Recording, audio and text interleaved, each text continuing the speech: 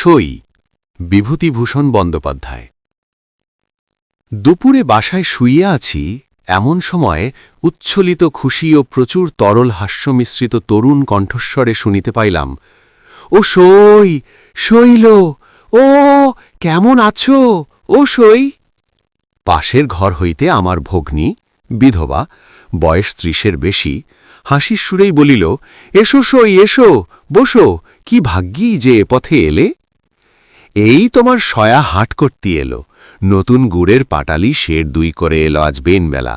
ছোট ছেলেটার আবার জ্বর আর সর্দি, তাই তোমার সয়াকে হাটে পাঠালাম। আমি বলি, সইয়ের সঙ্গে কতদিন দেখা হয়নি, ছেলেকে নিয়ে আর হাটের ভিড়ের মধ্যে কোণে যাব, সইয়ের বাড়ি একটু বসি। কথার ভঙ্গিতে মনে হইল দুলে কি বাগদিদের মেয়ে। আমার বোনের সহিত সই পাতানো তাহার পক্ষে আশ্চর্য নয়, কারণ তাহারও শ্বশুরবাড়ি নিকটবর্তী এক পল্লীগ্রামেই। ছেলে মেয়ের লেখাপড়ার সুবিধের জন্য শহরে বাসা থাকে। দুপুরের ঘুম নষ্ট হইল। বোনের নবাগতা সঙ্গীটি লেখাপড়া ভালো করিয়া শিখিলে অ্যানি বেশান্ত হইতে পারিত। মুখের তাহার বিরাম নাই, অনবরত বকিয়া যাইতেছে এবং কথার ফাঁকে ফাঁকে মাঝে মাঝে বলিতেছে, সই, একটা পান দেবা? দোক্তা খাও না, তা দে, একটা এমনি পানও দে। ও হাবলা, এই তো সেই সইমা, চিনতি পেরিলি? হ্যাঁ রে বোকা ছোড়া, গড় করলিনি সইমাকে? নে, পায়ের ধুলো আর নিতে হবে না, এমনি গড় কর। পান খাইয়া সে আবার শুরু করিল, ঘরের কত ভাড়া দাও হ্যাঁ সই? ১৩ টাকা? ও মা, কোনে যাব? তা কি দরকার তোমার শহরে এত টাকা খরচ করে থাকবার হ্যাঁ সই?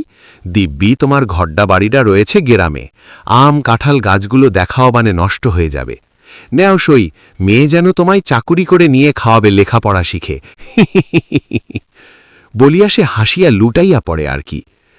আমার শোবার ঘরের বাহিরের রোয়াকে তাহার হাসি ও বক্তৃতা চলিতেছে, তাও এমন উচ্চকণ্ঠে যে কলকাতা শহরে হইলে ফুটপাকে ভিড় জমিয়া যাইত। আমি একে কাল রাত্রে মশার উপদ্রবে তেমন ঘুমাইতে পারি নাই, এমন বিপদও আসিয়া জোটে, আর জুটিল ঠিক কিনা দুপুর বেলাতেই। ছোট বাসা, অন্য কোনো ঘরও নাই যে সেখানে গিয়ে ঘুমাই। ও সই, ছেলেটাকে একটু জল দেয় দেখিন, অনেকক্ষণতে খাবে বলছে, তা ওর আবার লজ্জা দেখলে হয়ে আসে। জল চাবি তো সইমার কাছে, তার আবার লজ্জা দেখ না ছেলের। আমার বোন জল আনিতে ঘরের মধ্যে ঢুকিলে সে চুপি চুপি তাহার ছেলেকে আশ্বাসের সুরে বলিতে শুনিলাম, তোর সইমা কি তোর এমনি জল দেবে? কিছু খাটি দেবে, অখন দেখিস। দেখি পেটটা পড়ে রয়েছে, ও মোর বাপ সেই সকালে 2টা পান্তা খেয়ল। আহা, পাটালি হাটে বিক্রি হলি চাল কিনে নে যাব, এবেলা ভাত রাঁধব অখন। এখন তোমার সইমা যা খাটি দেয় তাই খেয়ে থাক, পয়সা নেই যে মানিক। এই সময় আমার বোন জল এবং বোধায় বাটিতে একটু গুড় লইয়া রোয়াকে গিয়া উপস্থিত হইল, কারণ শুনিলাম সে ছেলেটিকে বলিতেছে, নে হাবলা, হাত পাত, গুড়টা খেয়ে জল খা, শুধু জল খেতে নেই।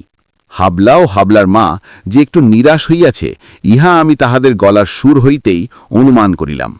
হাবলার মা নিরুৎসাহভাবে বলিল, নে, গুড়টুকু হাতে নে, খেয়ে ফেল, যেন রোয়াকে না পড়ে। ঠিক দুপুরের পরই সময়টা, এখন যে কিছু খাইতে দেওয়া প্রয়োজন এ কথা আমার বোনের মাথায় আসে নাই বুঝিলাম। তাছাড়া পল্লীগ্রামে এরকম নিয়মও নাই। ভালো কথা সই, তোমার জন্যে ভালো লঙ্কার বীজ এনেলাম, এই মোর আঁচলে বাঁধা ছিল, তার রাস্তার মাঝখানে কোথায় পড়ে গিয়েছে। বাসায় জায়গা আছে গাছপালা দেবার, আসছে হাটবারে আবার নিয়ে আসব।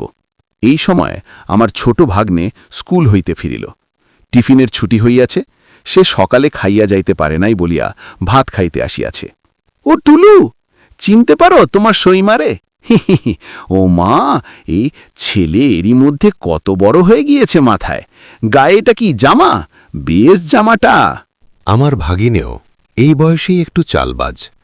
গ্রাম হইতে আগত এই সইমাকে দেখিয়া সে যে খুব খুশি হইয়া উঠিয়াছে, এমন কোনো লক্ষণ তাহার ব্যবহারে প্রকাশ পাইল না। তাহার সইমা বলিল, বেশ জামাটা টুলুর গায়ে। টুলুর আর কোনো ঘেড়া কাটা জামাটামা নেই হ্যাঁ সই? ছেলেরা এই শীতই আদর গায়ে থাকে।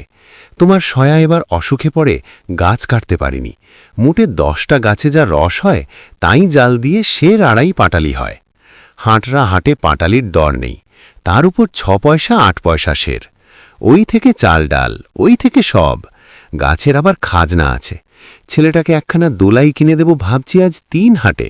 কোথাতে দেই বলো দেখিন সই? কিরে কি ছেলের আবার আবদার দেখো না। আমার বোন বলিল, কি বলছে হাবুল? ওর কথা বাদ দে সই, রাস্তা দিয়ে ওই যে মিনছে চিনির কি বলে ওগুলো? হাবুল বলিল, গোলাপ ছড়ি। তা যে ছড়িই হোক ওই ওকে কিনে দিতে হবে। না, ও খায় না। কি ছড়ি? গোলাপ ছড়ি। নাম দেখো না, গোলাপ ছড়ি। আমার ভাগ্নের দৃষ্টিও বোধহয় ইতিমধ্যে গোলাপ ছড়ির দিকে পড়িয়াছিল। সে ছুটিয়া গিয়া ফিরিওয়ালাকে ডাকিয়া আনিল ও আমায় শটান আসিয়া বলিল, গোলাপ ছড়ি কিনব মামা, পয়সা দাও। বোধ হইল হাবুলও কিছু ভাগ পাইয়াছে, কারণ একটু পরেই হাবুলের মায়ের খুশি ভরা গলার সুর শুনিতে পাইলাম। নাও, হলো তো? কেমন, বেশ মিষ্টি? খাও। পাটালির চেয়ে কি বেশি মিষ্টি? দেখি দে তো একটু গালে দিয়ে। কি জানি, এসব কখনো দেখিও নি চোখে। একটু পরে টুলুকে ভাত দিতে তাহার মা রান্নাঘরে চলিয়া গেল। সেই সময় শুনিলাম হাবুল নাকে সুরে বলিতেছে, না মা, আর তোমারে দেব না, আমি তবে কি খাব? হাবুলের মা তাহার সইকে আর পাইল না, কারণ ছেলেকে খাওয়াইয়া স্কুলে পাঠাইয়া দিয়া নিজে ঘরের মধ্যে বিছানায় শুইয়া পড়িয়াছে। অনুপস্থিত সইয়ের উদ্দেশ্যে হাবুলের মা আপন মনে অনেক গল্প করিয়া গেল। খানিক পরে শুনিলাম বলিতেছে, ও সই, কনে গেলে? ঘুমলে নাকি? মোরে আর একটা পান দেবা না? কেহ তাহার কথার উত্তর দিল না। বেলা 3টে বাজিয়াছে। আমি বেড়াইতে বাহির হইতে গিয়া দেখি অতি মলিন শাড়ি পরনে এক 22-23 বছরের কালো কোলো মেয়ে একটা চুপুরি পাশে রাখিয়া ঠিক পৈঠার কাছে বসিয়া আছে। তার ছেলেটিও কাছে বসিয়া তখনও গোলাপ ছড়ি চুষিতেছে। আমাকে দেখিয়া মেয়েটি থতমত ফাইয়া মাথায় ঘোমটা তুলিয়া দিল। দুপুরের বিশ্রামের ব্যাঘাত হওয়ায় মনটা বিরক্ত ছিল। একটু রুক্ষ সুরেই বলিলাম, একটু সরে বসো পথ থেকে, চুপড়িটা রাস্তার উপর কেন? মেয়েটি ভয়ে ও সংকোচে জড়সড় অবস্থায় চুপড়ি সরাইয়া একপাশে রাখিয়া নিজে যেন একেবারে মাটির সহিত মিশিয়া গেল। সন্ধ্যার কিছু আগে উকিলদের ক্লাবে টেনিস খেলিয়া বাসায় ফিরিতেছি। দেখি বাসার পাশে বড় রাস্তার ধারে তুততলার শুকনো পাতার উপরে আমার বোনের সই তাহার ছেলেটিকে লইয়া বসিয়া আছে। পাশে সেই চুপড়ি ও একটা ছোট ময়লা কাপড়। সন্ধ্যা হইবার দেরি নাই, তুতগাছের মগডালেও আর রোদ দেখা যায় না। হাবুলের বাপ এখনও পাটালি বিক্রি করিয়া হাট হইতে ফিরে নাই। মেয়েটি যেন কেমন ভরসাহারা নিরাশ মুখে বসিয়া আছে, অন্তত তেমন হাসি খুশির ভাব আর দেখিলাম না।